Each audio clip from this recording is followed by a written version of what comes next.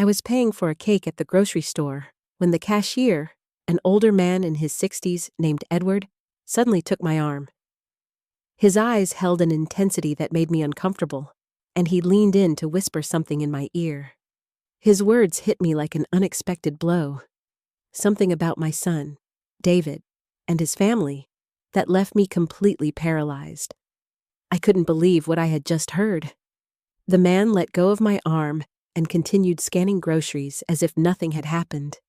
But I stood there, the receipt trembling in my hand, trying to process the words that were now swirling in my head. Before I tell you what he said, and what I saw with my own eyes just moments later, please take a moment to like this video, leave a comment if a story has ever shaken you to your core, and subscribe to Aunt Millie's Tales for more stories that remind us to always trust our instincts. Your support helps us bring these important tales to light. I walked out the back entrance of the store. I needed fresh air and time to think. My heart was pounding so hard I could hear it in my ears. Was it possible that what this stranger had told me was true? Or was it just a misunderstanding from someone who didn't really know my situation? I decided to hide behind some large green trash dumpsters near the employee parking lot. From there, I could observe without being seen. If what I had heard was true, I would soon know it with my own eyes. My name is Eleanor Vance. I'm 67 years old, and all my life I've worked hard to keep my family together. I live alone in a small apartment in a quiet suburb of Chicago, on a pension that barely covers the basic bills. Every month, I count the dollars several times before deciding what to spend them on, always prioritizing the needs of others before my own. My only son, David, married Emily Sterling 3 years ago. From the beginning, I found her to be a bit distant, but I tried to give her the benefit of the doubt, thinking it might just be shyness. Over time, however, I started to notice strange things about her behavior, though I never said anything because I didn't want to create conflict in my son's marriage. Emily's family had always been very cordial with me, especially her father, Richard, but there was something in their eyes that didn't sit right with me. They were always talking about how difficult their financial situation was in their small New England town, how they struggled to make ends meet, and without hesitation, I would try to help them when I could, even if it meant eating leaner for a week. From my hiding spot, I had a perfect view of the store's main entrance. David was waiting for me in his car on the other side of the lot, but now I had a clear sight of everything. The cashier's words echoed in my mind over and over again, like an unceasing sound. Barely 2 minutes had passed when I saw something that made me doubt everything I thought I knew about my daughter-in-law's family.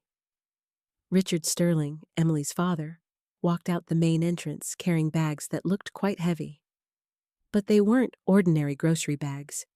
They were from Nordstrom, a high-end department store I only knew by sight, a place I had never had the resources to shop at.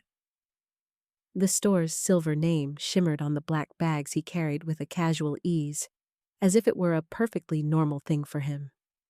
My heart began to beat faster. Richard walked to a car parked just a few feet from where I was hiding. It wasn't the old, worn-out sedan they always complained about when asking for help. It was a brand-new, gleaming Lexus SUV, a deep metallic blue that shone under the afternoon sun. The tires looked brand new, and the paint didn't have a single scratch. I watched him open the trunk with a soft electronic whir and carefully place the bags inside, like someone protecting something valuable. Then, he took out his smartphone and started talking to someone. Although I couldn't hear the conversation, his body language was relaxed, like that of a person with no urgent financial worries. At that moment, I remembered all the times Emily had called David asking for help. It was always the same story. They couldn't pay the rent on their charming New England home. They needed help with Richard's medical expenses. They couldn't afford enough food for the week. And my son with his kind heart, always found a way to send them something. But what I was seeing with my own eyes didn't match those stories of desperate need at all. The expensive bags, the new luxury car, Richard's relaxed demeanor, everything seemed to completely contradict the version they had been telling us for months. A cold sensation began to spread through my body, like when you sense that something very bad is about to happen. The cashier's words were starting to make sense, though I still resisted believing them completely. Could it be possible that my daughter-in-law's family had been lying to us this whole time? Richard ended his call and headed back towards the grocery store entrance. He seemed to be looking for something, or someone, his eyes scanning the parking lot carefully, as if to make sure no one had seen him. That cautious attitude seemed very suspicious to me. I decided to stay hidden a little longer. My gut told me there was more to discover, and after what I had seen, I couldn't simply ignore the situation. I needed to be completely sure before I talked to David about this. As I remained hidden, I began to remember how I had gotten to this point. That morning, I had woken up with a mix of excitement and nervousness. It had been months since I had visited Emily's family, and I wanted to make a good impression by bringing something special to share. I went to my small kitchen and opened the ceramic jar where I kept my savings, a gift from my late husband. Counting those bills and coins had become a painful but necessary ritual. I separated the wrinkled bills and coins I had been saving for weeks, sacrificing small pleasures like a coffee at the local bakery or a magazine from the newsstand. I had exactly $43. It wasn't much, but I had decided to use $20 of it to buy a decent cake at the neighborhood bakery. The rest I needed for my expenses the next week, mainly to buy my heart medications and some basic groceries. I showered with care and chose my best dress, the one I saved for special occasions. It was a simple but clean floral dress that made me feel presentable. I styled my graying hair, trying to hide the strands that were more noticeable every day, and put on the faux pearl earrings my late mother had given me so many years ago. Before leaving, I looked at my reflection in the bathroom mirror. I saw a 67-year-old woman who had worked her whole life, who had raised her son alone after being widowed, and who was now trying to keep a family together that seemed to value money more than feelings. David arrived to pick me up exactly on time. My son had always been punctual, a quality I admired in him. When I got in his car, I noticed he seemed a little tense, but I thought maybe it was nervousness about the family visit. During the ride, we talked about unimportant things. He told me about his office job, about some minor problems he'd had with his boss, but he avoided talking about Emily or her family. That seemed strange to me because he normally kept me informed about how things were going in his marriage. When we arrived at the area where Emily's family lived, a picturesque town in New England known for its historic homes, I asked him to stop at the Market Fresh. I wanted to buy a fresh cake to go with lunch. David offered to go in with me, but I told him I preferred to go alone, that I wouldn't be long. The bakery inside the grocery store had several cakes available. I chose a simple vanilla cake with buttercream frosting, nothing extravagant, but presentable. It cost exactly $18, $2 less than I had budgeted, which made me happy because it meant I could buy a small greeting card. It was also in the checkout line that everything happened. The cashier, a man who seemed to be my age named Edward, served me normally until he saw the name on the credit card I tried to use first. The card was rejected, as I expected, because I knew I didn't have sufficient funds. Then I took out the cash. It was at that moment that the man looked at me more closely, whispered my name, Eleanor Vance, and asked me if I was David Vance's mother. When I confirmed that I was, his expression changed completely. He looked worried, almost scared. What he told me after grabbing my arm was something I will never be able to forget, though at that moment I refused to believe it. His words were direct and painful. He told me that my daughter-in-law's family came to that grocery store regularly, spending hundreds of dollars on imported products and premium meats, while at the same time, he knew they were constantly asking my son for money. He explained that he knew the situation because Richard had mentioned several times with a certain pride how my son helped them financially every month. The cashier told me he had seen Richard buy bottles of wine that cost more than I spent on food for a whole week. He also told me that Emily frequently bought expensive beauty products and designer clothes there, always paying in cash. He told me it seemed unfair that a family who gave themselves those luxuries was taking advantage of the generosity of a hardworking son and his elderly mother. The man explained that he had decided to talk to me because he had seen me carefully counting my coins to pay for a simple cake, while they spent without a care on luxury items. He told me that his own mother had gone through a similar situation and that he regretted not having acted in time. After hearing this, I left the grocery store completely confused. My mind refused to fully process what I had heard. For years, I had trusted the word of Emily and her family. I had watched my son worry about them, work extra hours to send them money, and I myself had contributed with the little I had on several occasions. But the cashier's words had planted a seed of doubt that was growing rapidly in my heart. That's why I decided to hide and observe. I needed to see with my own eyes if what I had been told was true, because the consequences of that information were too serious to act on based on rumors alone. From my hiding spot behind the dumpsters, I could see everything happening in the parking lot perfectly. The smell of garbage wasn't pleasant, but it was a small price I was willing to pay to discover the truth about the people I had trusted for so long. When I saw Richard come out of the grocery store with those expensive bags, my heart tightened in my chest. The bags were from a store I knew only by its reputation for high prices.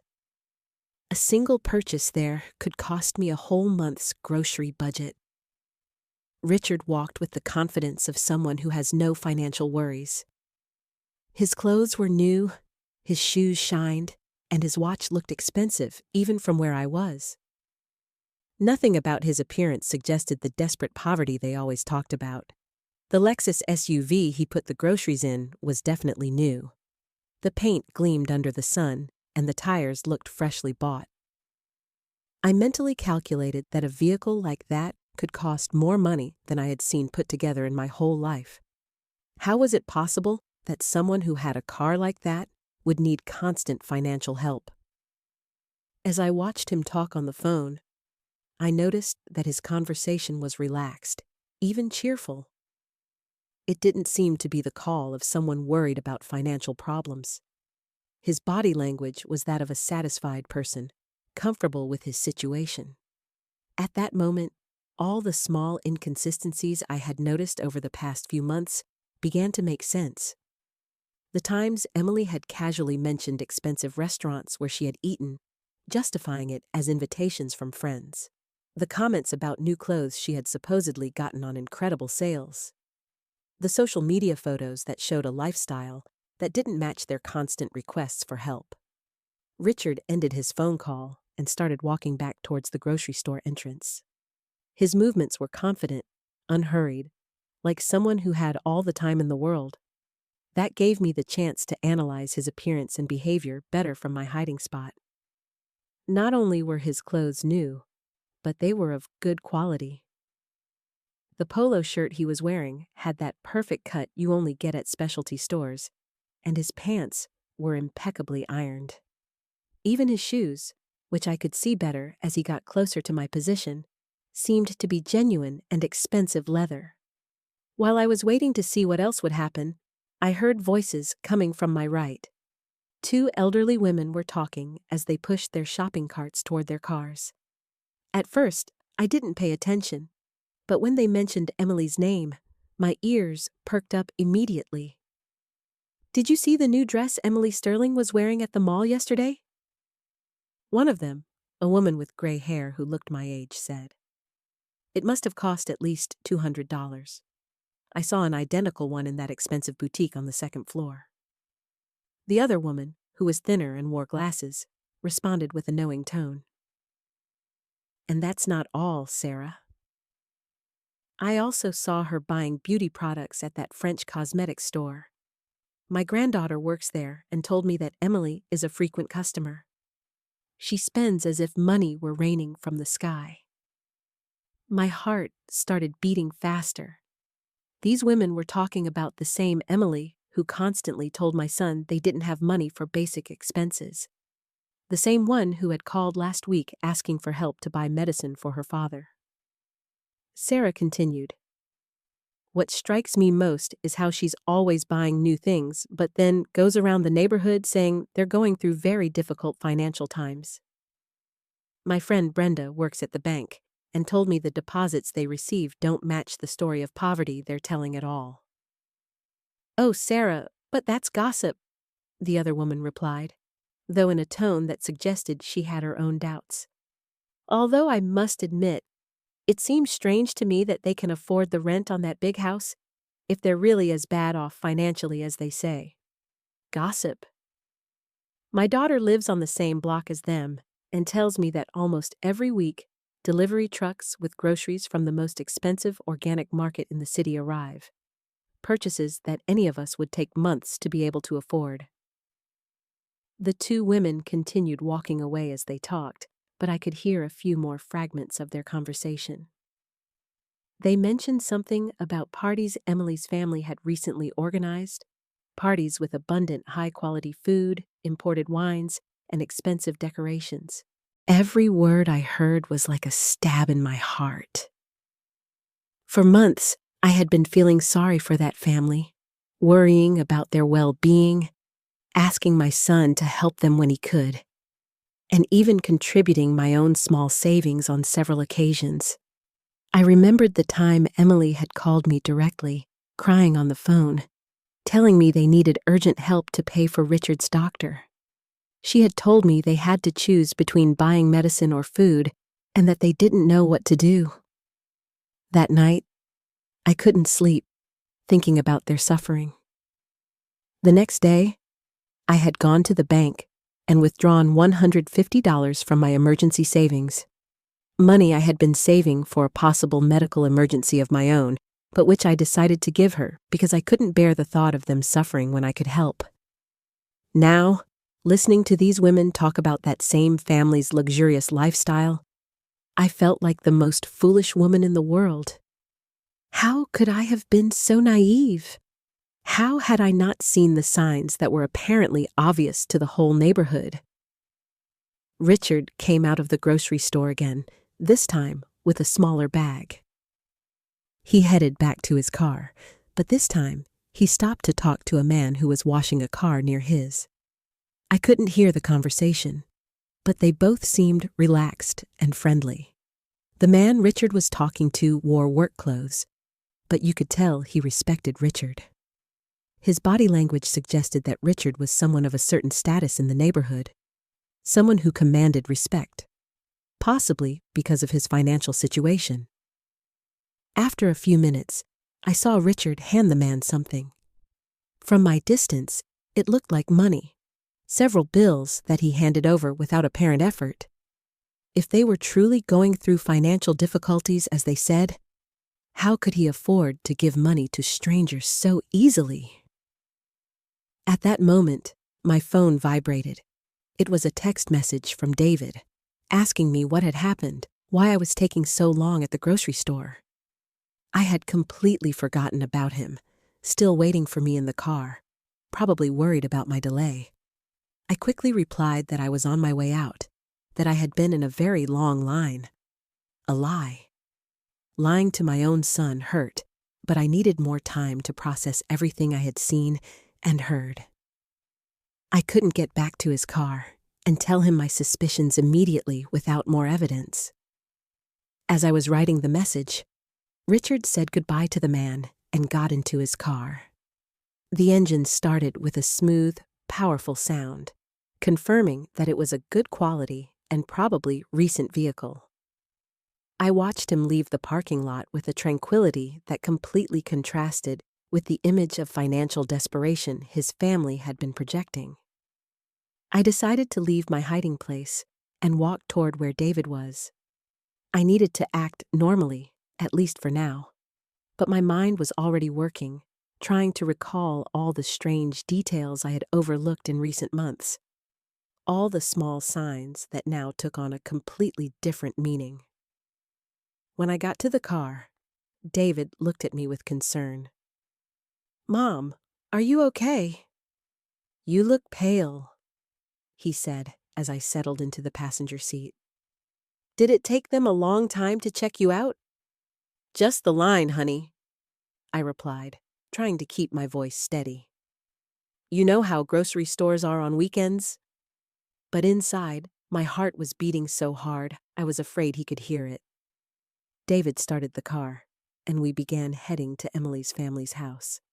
During the ride, I tried to keep up a normal conversation, but my mind was still processing everything I had seen and heard at the grocery store. Every traffic light, every corner we passed, brought me closer to a meeting I now saw in a completely different light. "How's Richard's job been lately?" I asked my son, trying to sound casual. "Last time I spoke to Emily, she said things were very difficult for him." David sighed as he drove. "Yeah, Mom. Emily told me her dad had to reduce his work hours because the company he works for is having problems. That's why we've been helping them a little more these past few months." That information didn't match at all the relaxed and prosperous attitude I had observed in Richard just a few minutes earlier.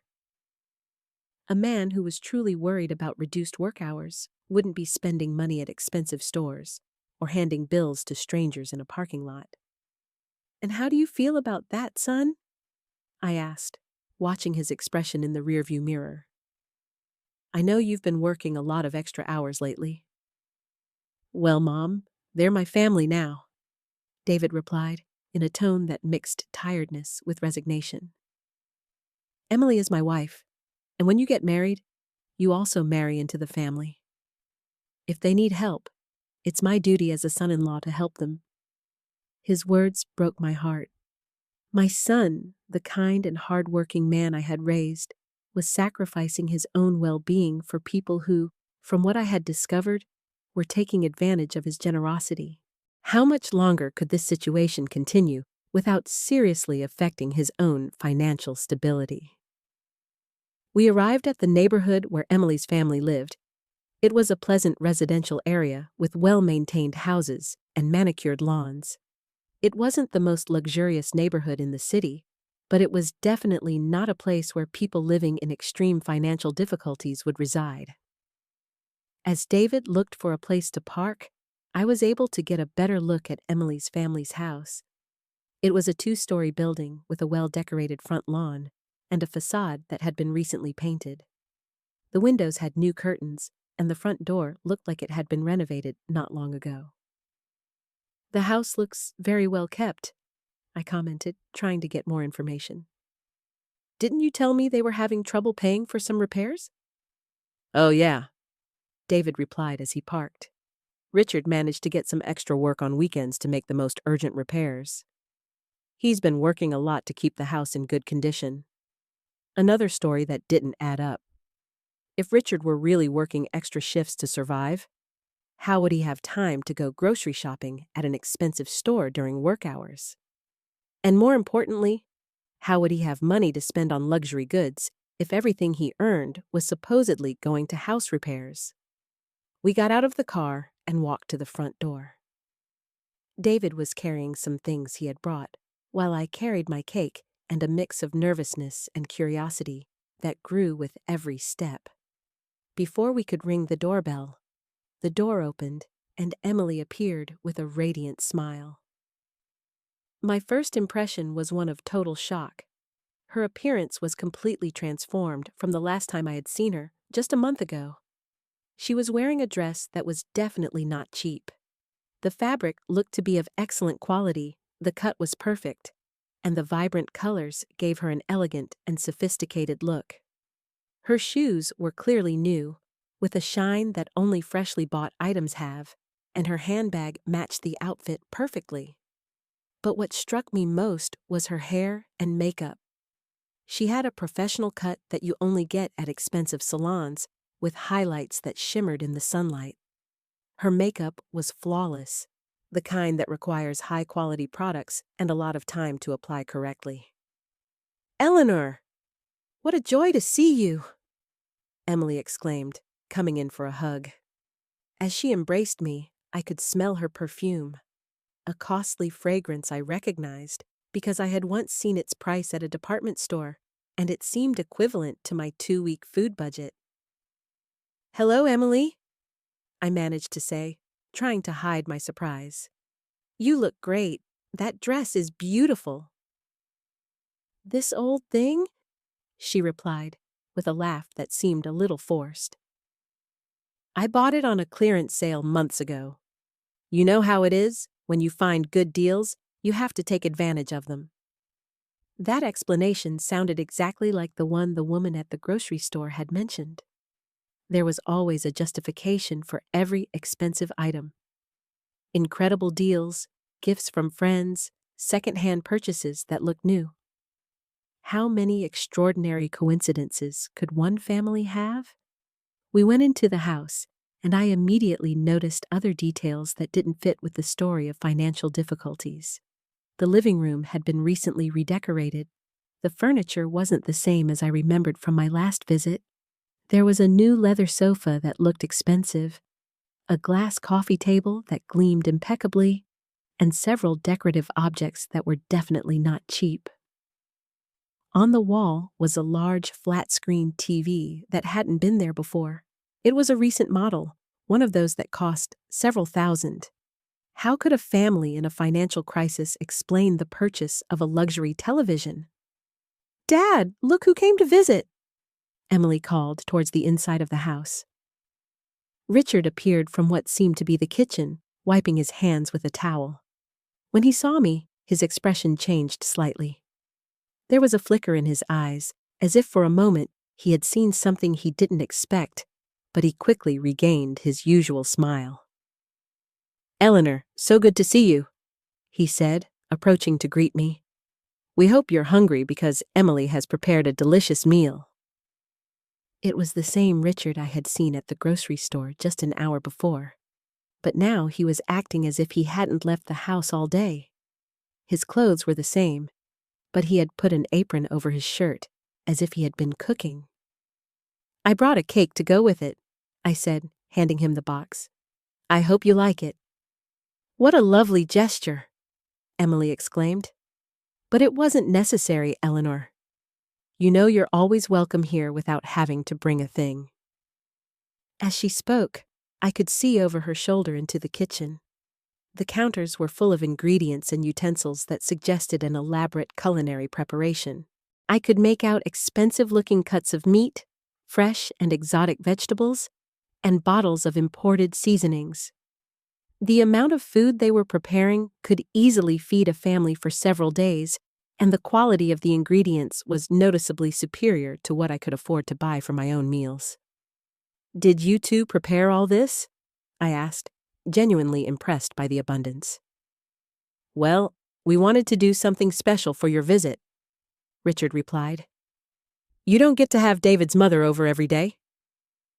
Besides, we got some ingredients on sale, so we decided to take advantage." The miraculous sales again?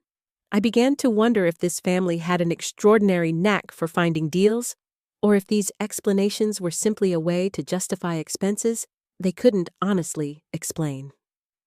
David seemed completely oblivious to my observations. He was chatting animatedly with Emily about his job and his plans for the next week. His relaxed attitude confirmed that he really believed the version of reality they had presented to him. But I could no longer ignore the evidence before my eyes. Every detail of that house, every aspect of Emily's and Richard's appearance, every convenient explanation, everything pointed to the same unsettling conclusion. This family was not going through the financial difficulties they claimed to be facing. During lunch, I tried to maintain a normal conversation while discreetly observing every detail that could confirm or disprove my suspicions. The table was set with dinnerware I didn't remember seeing before. plates and glasses that seemed to be of good quality, not the kind of utensils someone worried about every penny would use. The food they served was abundant and varied. There were several main courses, elaborate salads, and side dishes that required expensive ingredients. Richard poured wine into crystal glasses, a wine I recognized from having seen its price at the grocery store, more than $50 a bottle. "This wine is delicious," I commented, trying to get information. "Is it a special brand?" "Oh, this one," Richard replied with a proud smile. "A friend of mine who works in imports got it for me at a special price. Normally we couldn't afford wines like this, but when these opportunities come up, you have to take advantage." There was always a perfect explanation, always a generous friend or an incredible deal that justified every luxury. I was starting to wonder how many generous friends one family could have and how frequent those extraordinary deals could be. While we ate, Emily casually mentioned some plans they had for the next month. She talked about a family celebration they were organizing, an event that, as she described it, would require a considerable investment in decorations, food, and entertainment. "Sounds expensive," I said without thinking, my words slipping out. "Expensive?" Emily laughed. "Well, we've been saving for this for months. Besides, Richard got an extra job that will help us cover the expenses." I immediately remembered what I had seen at the grocery store just a few hours earlier. Richard spending money as if he had no worries, buying luxury products, driving a new car.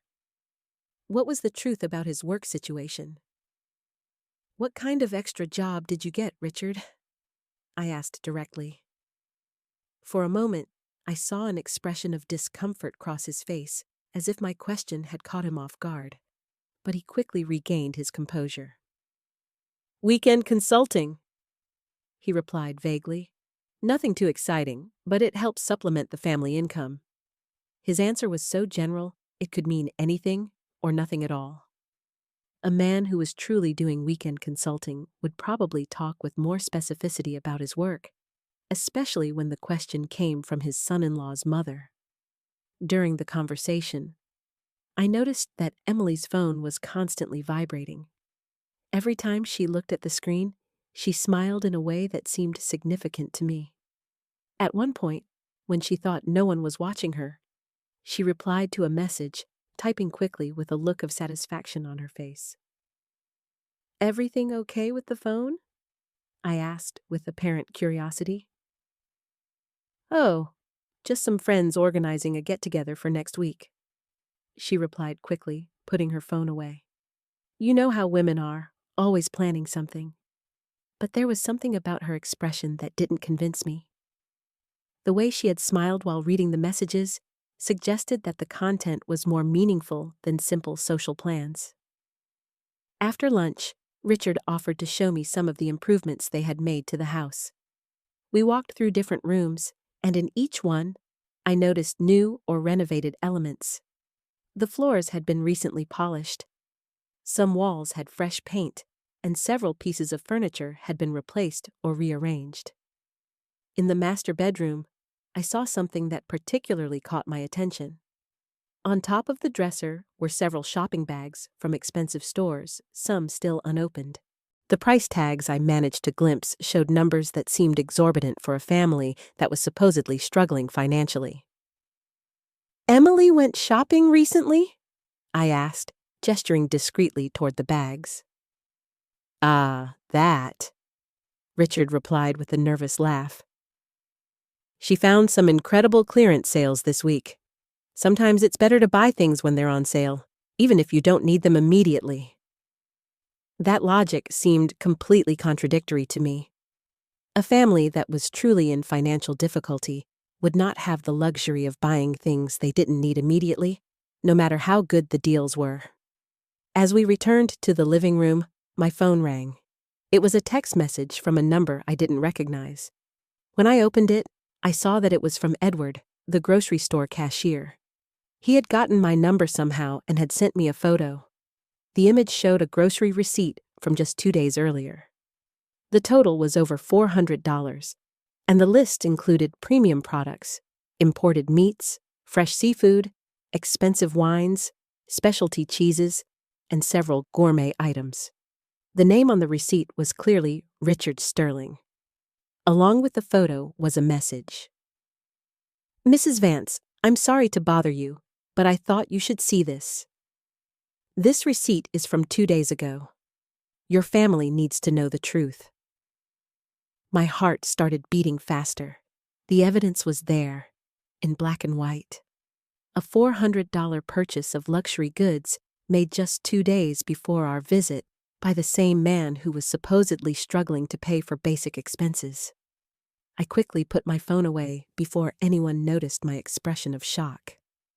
But my mind was already working, connecting all the dots I had been observing over the past few hours. We returned to where David and Emily were, who were still chatting animatedly. My son seemed relaxed and happy, enjoying what he thought was quality time with his in-laws. He had no idea of the theatrical performance he was witnessing. "Are you feeling okay, Mom?" David asked me, probably noticing that my expression had changed. "You look a little pale." "Just a little tired," I lied. "I'm not used to such long outings anymore." Emily immediately offered to make me some tea or get me something to make me feel better. Her apparent concern would have been touching if I hadn't been starting to understand the true nature of her character. For the next hour, I continued to observe and listen, mentally collecting evidence of every inconsistency, every inexplicable luxury, every convenient justification. The list grew constantly. Emily's new clothes, Richard's car, the well-maintained house, the abundant food, the expensive wine, the shopping bags, the receipt I had received. But what hurt me the most was the realization that this situation had probably been going on for months, maybe years. How much money had my son sent to this family? How many sacrifices had he made? And how many had I made to help people who didn't actually need help? When we finally said goodbye and left the house, my mind was completely made up. I couldn't let this farce continue. My son deserved to know the truth, however painful it was, and I had a responsibility to protect him from further manipulation. During the drive back home, David commented on how nice the visit had been and how well Emily's family looked. His words were like daggers in my heart, because I knew I would soon have to shatter that happy image with a much darker and more disappointing reality. "Yes, they look very well," I replied, carefully choosing my words. "Maybe too well for a family that's going through such severe difficulties." The drive back home was one of the most difficult of my life. Every mile we drove took me physically away from the house where I had discovered the truth, but brought me emotionally closer to a decision that would change everything for my family. My mind was a whirlwind of contradictory thoughts, doubts, and a growing sense of indignation that I struggled to keep under control. David was driving calmly, occasionally whistling a tune that showed his good mood. For him, we had spent a pleasant afternoon with his in-laws, sharing a delicious meal and strengthening family ties. He had no idea that his mother had been collecting evidence of what seemed to be an elaborate and prolonged scam. "Mom," he said as we waited at a traffic light, "I'm so glad to see you get along so well with Emily's family. I know you had some reservations about our marriage at first, but I think now you can see what good people they are." His words broke my heart. My son, my only son, was being manipulated by people who had turned the exploitation of his generosity into an art. How could I tell him that the people in whom he had placed his trust and his money were probably professional liars? "David," I began carefully, "have you ever noticed anything inconsistent in the stories Emily tells you about their financial situation?" My son glanced at me briefly before returning his gaze to the traffic. What do you mean, Mom? Inconsistent how?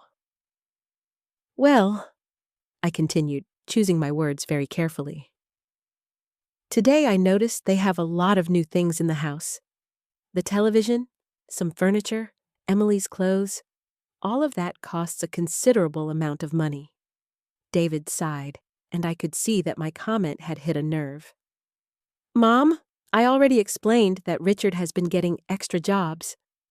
Besides, Emily is very good at finding deals and bargains. Not everything that looks new is necessarily expensive. But don't you think it's strange that a family that needs constant help for basic expenses can afford so many luxuries at the same time? I insisted, trying to keep my tone neutral and non-accusatory. They're not luxuries, Mom, David replied, with a touch of defensiveness in his voice. They're basic needs they've been able to meet thanks to a lot of effort and sacrifice. They bought the TV secondhand, the furniture was a one-time opportunity, and Emily's clothes are from clearance sales. Each justification my son repeated was exactly the same one I had heard from Richard and Emily during lunch. It was as if they had rehearsed these explanations to perfection, creating a consistent version of reality that could satisfy any uncomfortable question. I decided to try a different approach. Son, have you seen any receipts or documents that confirm these incredible deals? Or have you accompanied Emily when she finds these extraordinary bargains? The question clearly made him uncomfortable. I could see his hands tighten slightly on the steering wheel. Mom, why all these questions? Emily is my wife. If she tells me she got something on sale, I believe her. Marriage is based on trust. His answer confirmed what I had begun to suspect. David had never seen direct evidence of these supposed deals and extra jobs. He was blindly believing everything they told him because he trusted the people he loved. Of course, honey, I replied softly. Trust is fundamental in marriage, but it's also important to protect yourself from people who might take advantage of that trust. Are you insinuating that Emily and her family are deceiving me? David asked, now clearly annoyed. Mom, that's a very serious accusation. I'm not accusing anyone, I said quickly, realizing I had pushed too hard. I'm just expressing some concerns I have as a mother who loves you and wants to see you happy and prosperous. The rest of the trip passed in tense silence. David was clearly processing my conversation, but I could see from his expression that my words had created more resistance than reflection. It was evident that any criticism towards Emily and her family would be received as a personal attack. When we arrived at my apartment, David helped me out of the car, but his goodbye hug was colder than usual. Mom, he said before leaving, I hope you can give Emily's family a chance. They're good people who are doing the best they can in difficult circumstances. I'll keep that in mind, son, I replied, knowing he would interpret my response as a promise to be more understanding, when in reality, it was the opposite. That night, alone in my small apartment, I sat in my favorite armchair with a cup of tea and tried to organize all the thoughts that had been bombarding my mind for the past few hours. I had abundant circumstantial evidence, testimonies from neighbors, personal observations, and even a photo of the $400 grocery receipt. But I also had a son who was completely convinced that his wife and her family were victims of difficult circumstances who deserved his help and compassion. Any direct attempt to confront this belief had resulted in resistance and defensiveness. I took out my phone and looked at the photo of the receipt the grocery store cashier had sent me again. The numbers were indisputable. Over $400 in luxury goods purchased just 2 days before our visit. That amount represented more than I spent on food for an entire month. As I looked at that evidence, I remembered all the times David had come home stressed after working extra hours to send money to Emily's family. I remembered the occasions when I myself had contributed with my few savings, feeling sorry for their supposed desperate situation. The indignation I had been holding back all day finally began to emerge with force. It wasn't just the money that bothered me, though that was significant. It was the emotional manipulation, the systematic exploitation of my son's good feelings, and the calculated way they had built a web of lies to sustain their lifestyle at our family's expense. It also pained me deeply to realize that they had probably been laughing at us behind our backs. Every time we sent money, every time we worried about their well-being, every time we made sacrifices to help them, they probably saw it as evidence of our naivety and ease of being manipulated. But what tortured me most was the question of what to do with this information. I had the evidence, I had the observations, I had the documented inconsistencies, but I also had a son who would refuse to believe anything negative about his wife without absolutely irrefutable proof. If I acted too quickly or too confrontational, I ran the risk of alienating David and pushing him more towards Emily. But if I didn't act soon, the manipulation would continue, possibly getting worse over time, and my son would continue to be exploited financially and emotionally. I decided I needed more evidence that was so clear and indisputable that even David couldn't deny or rationalize it. I couldn't rely only on observations and suspicions. I needed concrete proof that would reveal the true nature of the people who had deceived my family. That night, before I fell asleep, I made a decision that would change the course of the events that followed. I would not directly confront David until I had absolutely solid evidence. Instead, I would begin my own discreet investigation, collecting proof that was impossible to deny or explain, with convenient stories about miraculous deals and mysterious extra jobs.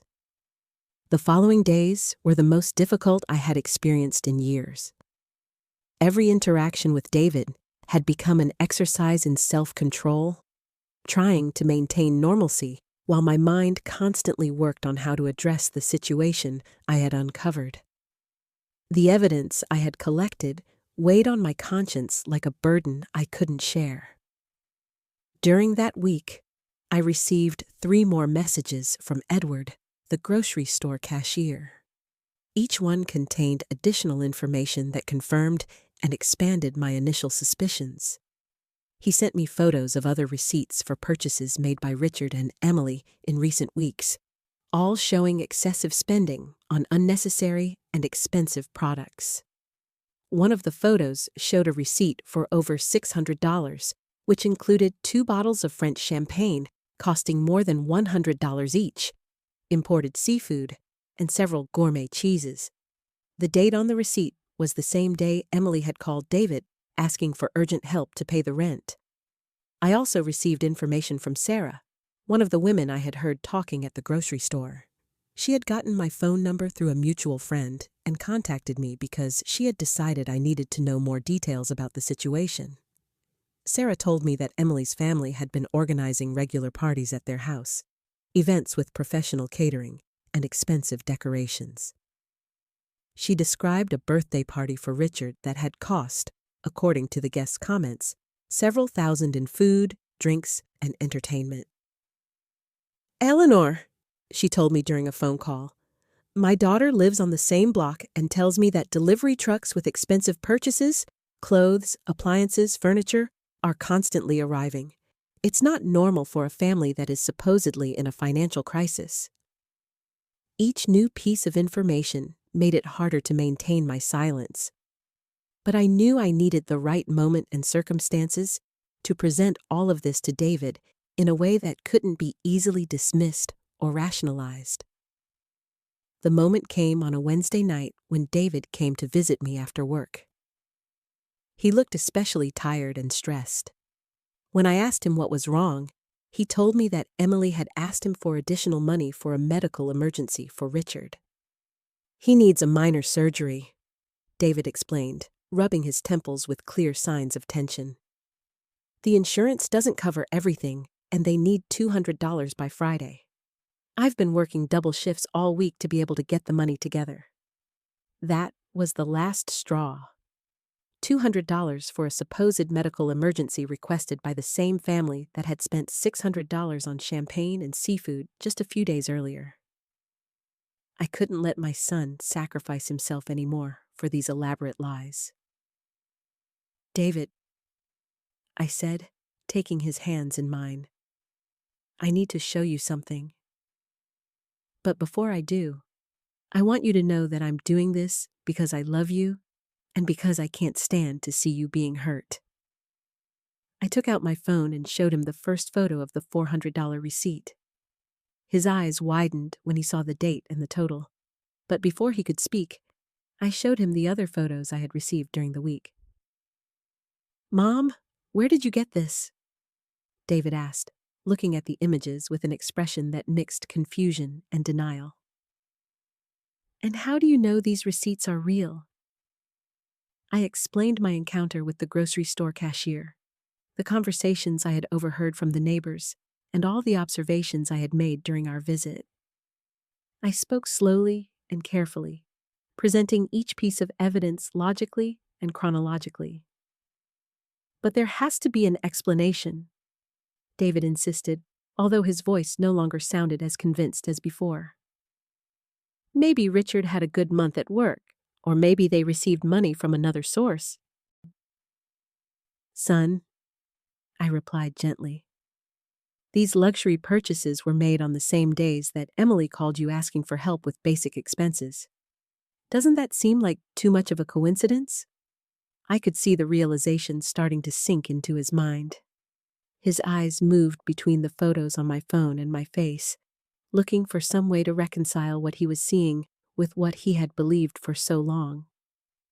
"Besides," I continued, showing him the information I had gotten about the expensive parties, "the neighbors have seen how this family really lives. It's not the story of desperate poverty they've been telling you." David got up from his chair and started pacing my small living room. I could see his mind working, recalling past conversations, broken promises, and small inconsistencies that he had probably ignored or rationalized before. "But why would they do this?" he finally asked in a voice that sounded completely defeated. "Why would Emily lie to me about something so important?" "Because it worked," I replied honestly. "Because you've been sending them money regularly without asking questions, trusting their word. For them, you're a reliable source of additional income that they can use to maintain a lifestyle they couldn't otherwise afford." Tears began to form in my son's eyes. Seeing his pain broke my heart, but I knew it was necessary to free him from this destructive manipulation. "How much money have I given them in total?" he asked, though he seemed afraid of the answer. We had reached the moment of complete truth. "According to what you've told me over the past few months, probably more than $5,000, and that's not counting the help I've given them myself." The number hit him like a physical punch. $5,000 represented months of extra work, personal sacrifices, and lost opportunities for his own future, all given to people who had been systematically deceiving him. "I need to talk to Emily," he said finally, with a determination I hadn't heard in his voice in a long time. "I need to confront her with this information and hear her explanation." "Are you sure you're ready for that conversation?" I asked him. "Once you put this information on the table, there will be no turning back. Your relationship will change forever, no matter what her answer is." David was silent for several minutes, looking at the photos on my phone over and over again. I could see him processing not only the financial evidence, but also the emotional implications of having been deceived by the person he loved. "Mom," he said finally, "thank you for showing me this. I know it must have been difficult for you to decide whether to tell me or not, but you were right. I needed to know the truth." I hugged him tightly, feeling both relief and worry about what would come next. The truth had finally come to light, but now came the most difficult part, facing the consequences of years of lies and manipulation. "What are you going to do now?" I asked. "I'm going home tonight, and I'm going to have a very serious conversation with my wife," David replied, with a firmness he hadn't shown in months. "And depending on what she says, I'm going to make some important decisions about our future." David left my apartment that night with a determination I hadn't seen in him for months. I stayed awake very late, unable to sleep, wondering how the confrontation between my son and his wife would unfold. I knew the next few hours would be crucial for the future of our family. At 2 o'clock in the morning, my phone rang. It was David, and his voice sounded completely different when I answered. There was a mix of pain, anger, and something that sounded like relief. "Mom," he said without preamble, "you were right. About everything, completely." "What happened, son?" I asked, although from his tone I could already imagine that the confrontation had not gone well for Emily. "When I got home, I decided to check some things before I talked to her. I went to our room and looked through her things, something I had never done before because I trusted her completely. What I found left me speechless." David told me that he had found several shopping bags hidden in the closet, all from expensive stores, with receipts that showed hundreds of dollars in expenses for clothes and accessories. He also found jewelry he had never seen Emily wear, still with their original price tags. "But that wasn't the worst part, Mom." In her purse, I found a notebook where she had written down all the money she's asked me for over the past 2 years. Every lie, every emergency, every invented story is documented there, as if it were a job. My heart sank when I heard this. The situation was even worse than I had imagined. Not only had they been lying about their financial situation, but they had been keeping a detailed record of their scam, as if it were a legitimate business. "And what else was in that notebook?" I asked, although I feared the answer. "Plans to ask for more money," David replied bitterly. She had noted that the next story would be a dental emergency for her mother that would cost $1,800. She also had notes on how to make me feel guilty if I doubted her or asked too many questions. The cold calculation of it all sickened me. They weren't mistakes or misunderstandings. It had been a systematic manipulation designed specifically to exploit my son's good feelings. "And when did you confront her with all this?" I asked. "At first, she tried to deny everything," David continued. "She said the purchases were gifts from friends, that the notebook was just to keep track of household expenses, that I was misinterpreting everything. But when I showed her the photos you had of the grocery store receipts, her strategy changed completely." "How did it change?" "She got furious. She yelled at me that I had no right to go through her things, that my family had never really accepted her, and that it was all your fault for putting ideas in my head. She said, 'You had always been a meddling mother-in-law who wanted to destroy our marriage.'" Those accusations hurt, but they didn't surprise me. It was typical of professional manipulators to try to turn the situation around and become the victims when confronted with evidence of their lies. "But what impacted me most," David continued, "was when she finally admitted the truth. She told me that her family had never been in a financial crisis, that Richard has a stable job that pays well, and that it had all been a strategy to take advantage of my generosity. She used that word specifically, take advantage. Exactly that word, Mom. She said I was easy to convince and that my family had money that we could afford to share, as if we were responsible for maintaining their luxurious lifestyle. The conversation continued for over an hour. David told me every detail of the confrontation, every lie that had been revealed, every manipulation that had finally been exposed. The picture that emerged was of a family that had turned deception into a way of life. I also called Richard during the argument. David told me. I wanted to hear his version of events.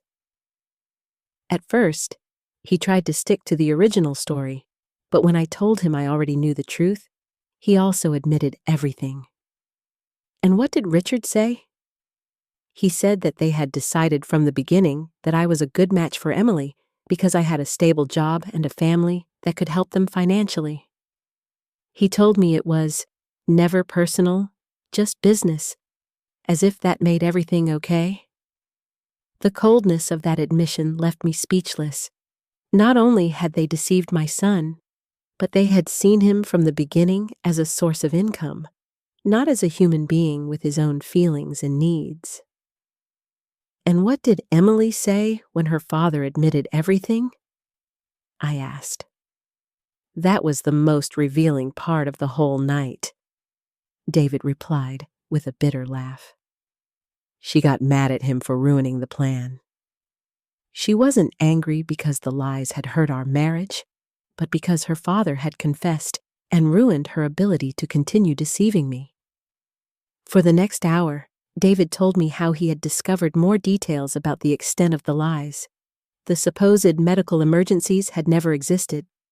Richard's work problems were completely fabricated. Even the incredible deals that explained all their luxuries had a simpler explanation. They simply bought what they wanted with the money my son sent them regularly. What hurts me the most, Mom, he told me toward the end of our conversation, isn't just the money I lost. It's realizing that for 3 years of marriage, I never really knew the woman I married. Everything was an act designed to keep me giving them money. And what are you going to do now, son? I asked him, although from his tone, I already suspected what his answer would be. I've already told Emily that our marriage is over. Tonight. There's no way to rebuild trust after such a systematic and calculated betrayal. Tomorrow, I'm going to start the divorce proceedings. Although I knew it was the right decision, my heart ached for my son. No one deserves to discover that the person they love has been so elaborately deceiving them for so long. I also made it very clear that they won't get another cent from our family, David continued. And I told her that if they try to contact you asking for help, you should tell them exactly what I think of their methods. Of course, honey, I assured him. That family will never again receive help from us. Mom, David said before hanging up. Thank you.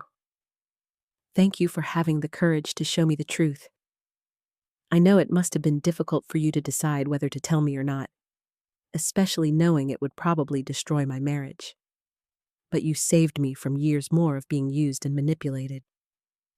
After hanging up the phone, I sat in the darkness of my apartment, processing everything that had happened.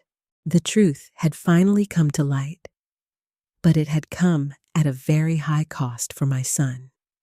His marriage had ended, his trust had been betrayed, and he would have to rebuild his life from scratch. But I also knew that in the long run, the truth would have freed him from a situation that would only have gotten worse over time. Emily and her family would never have stopped asking for money. They would never have voluntarily confessed their lies, and they probably would have escalated their manipulations until they had completely drained my son's resources. The months that followed that revealing night were a process of healing and rebuilding for our entire family.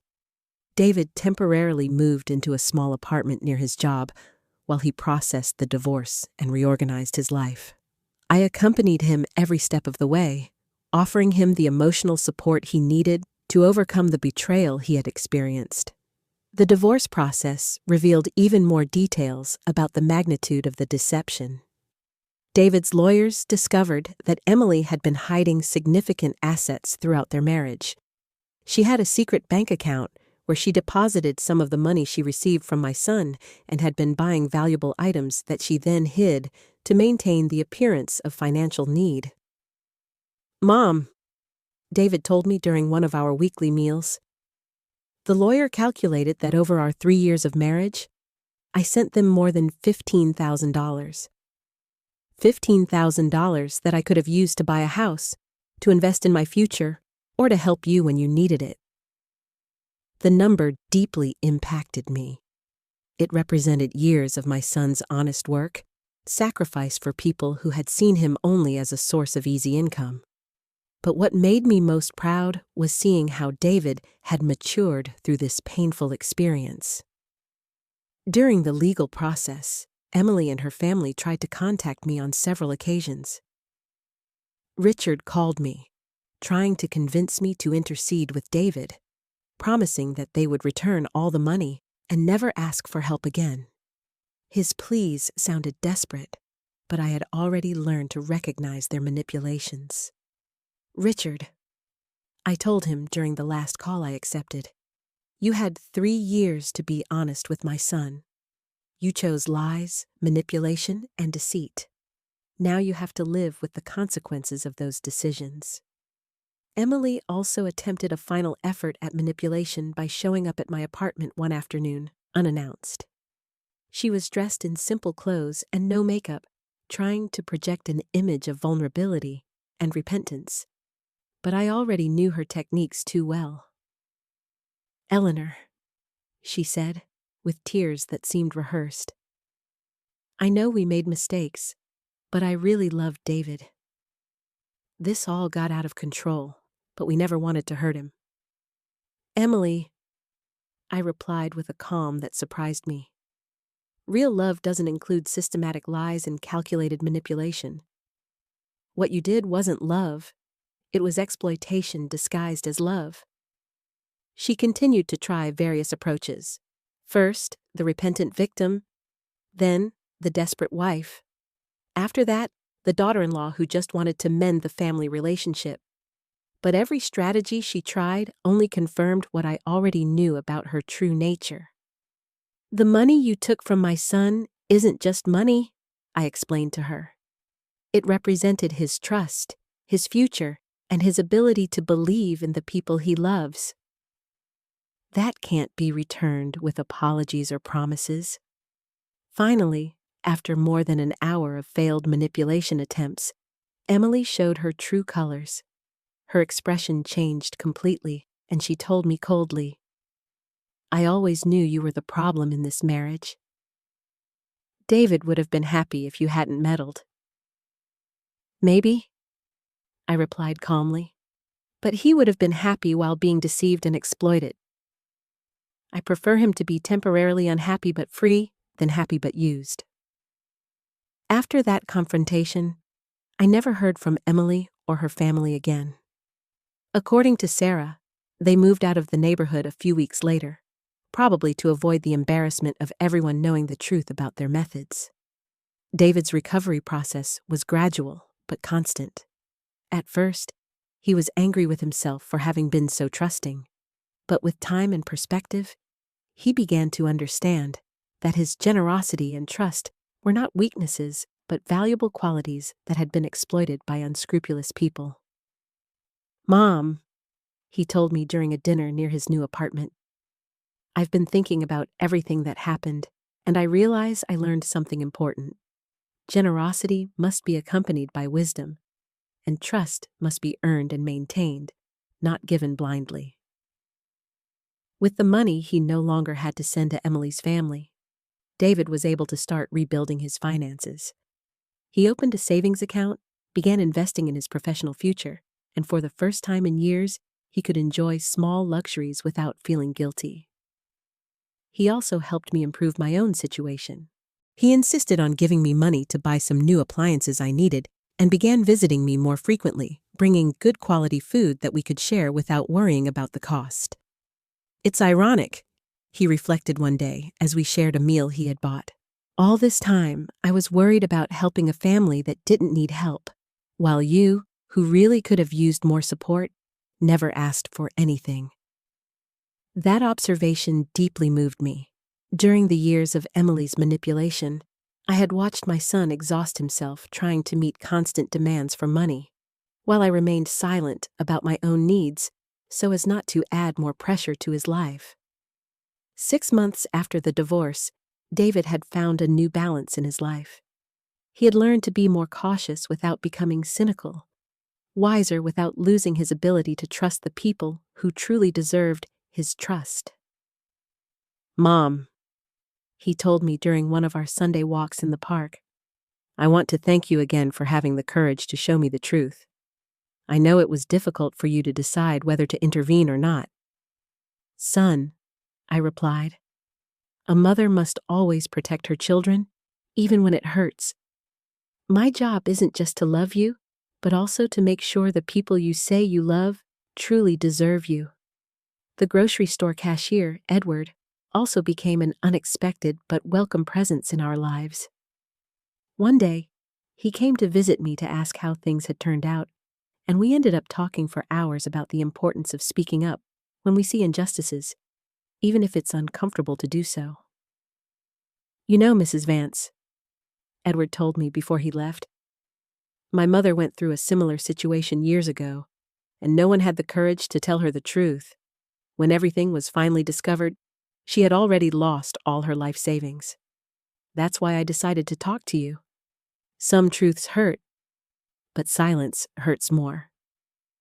Now, when I look back on everything that happened, I feel a mix of pain for what my son had to suffer, but also a deep pride for the strength he showed in facing the truth and making the right decisions.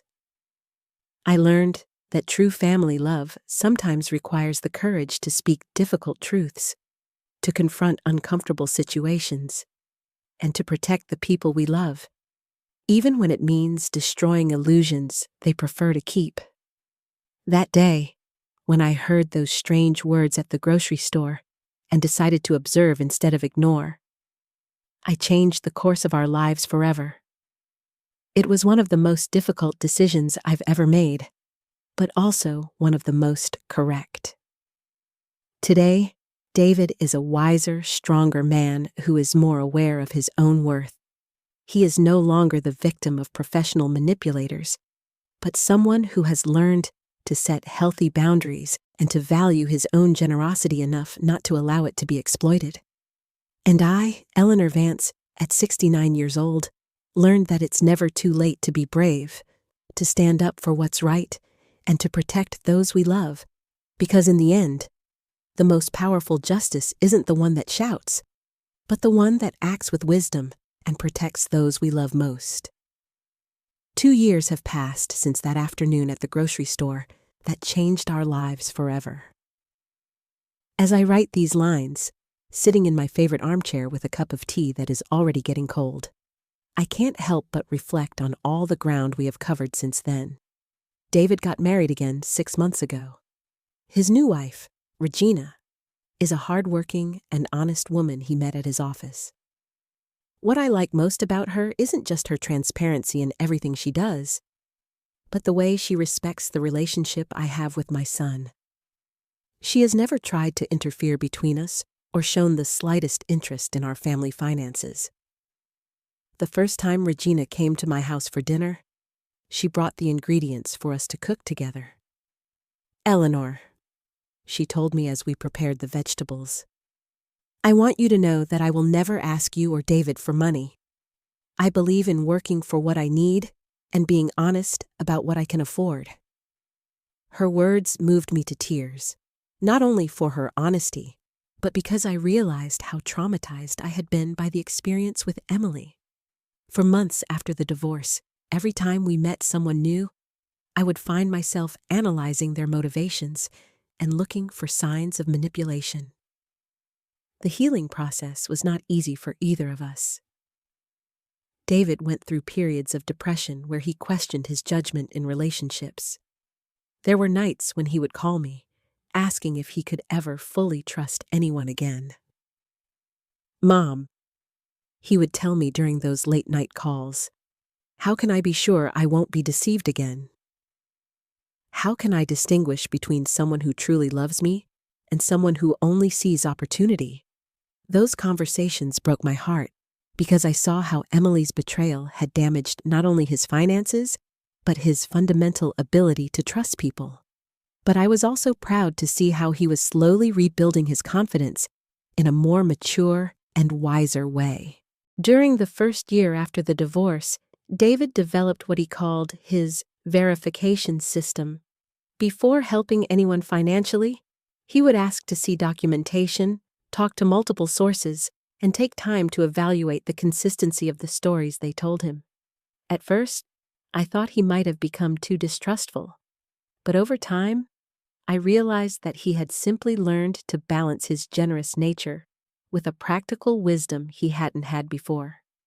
He no longer gave money out of emotional impulse, but after a careful and rational evaluation. This new approach served him well when a coworker asked him for help for a supposed family emergency. Instead of sending money immediately, David asked to see medical documents and spoke directly to the hospital mentioned. It turned out that the story was false, and his coworker was trying to get money for gambling. "Mom," he told me after discovering that lie, "2 years ago, I would have sent the money without asking a single question. Now I understand that verifying isn't distrusting. It's protecting yourself from people who seek to take advantage of the kindness of others." For my part, I also had to process my own feelings about what had happened. For months, I felt guilty for having waited so long to say something, wondering how much money we could have saved if I had acted sooner. But with time and perspective, I came to understand that I acted at the right time, when I had enough evidence to be convincing. The financial impact of the deception was significant, but manageable. David calculated that in total, we had lost around $15,000 when my contribution and some loans he had made, which were never returned, were included. However, once the flow of money to that family stopped, our financial situation improved dramatically. With the money he no longer had to send monthly, David was able to save for a down payment on a small house. He asked me to live with him and Regina, but I prefer to maintain my independence in my own apartment, although now with better furniture and appliances that he insisted on buying for me. "Mom," he told me when he brought the new refrigerator, "for years, I watched you count coins while I sent hundreds of dollars to people who didn't need them. Now it's your turn to have the things you deserve." Regina turned out to be not only a good wife to David, but also a considerate daughter-in-law to me. She never tries to compete with my place in my son's life, and always includes me in her family plans and decisions. The difference from Emily's attitude is so marked that sometimes I find it hard to believe both women exist in the same world. Last month, Regina confided that they are expecting their first child. The news filled me with a pure joy I hadn't felt in years. This grandson or granddaughter will grow up in a home where honesty and integrity are fundamental values, very different from the environment of lies and manipulation that would have existed if David had remained with Emily. "I want our child to know you as the grandmother who had the courage to protect our family," Regina told me while holding my hand. "David has told me the whole story, and I deeply admire what you did. Sometimes I wonder what would have happened if I had never decided to hide behind those trash dumpsters to watch Richard.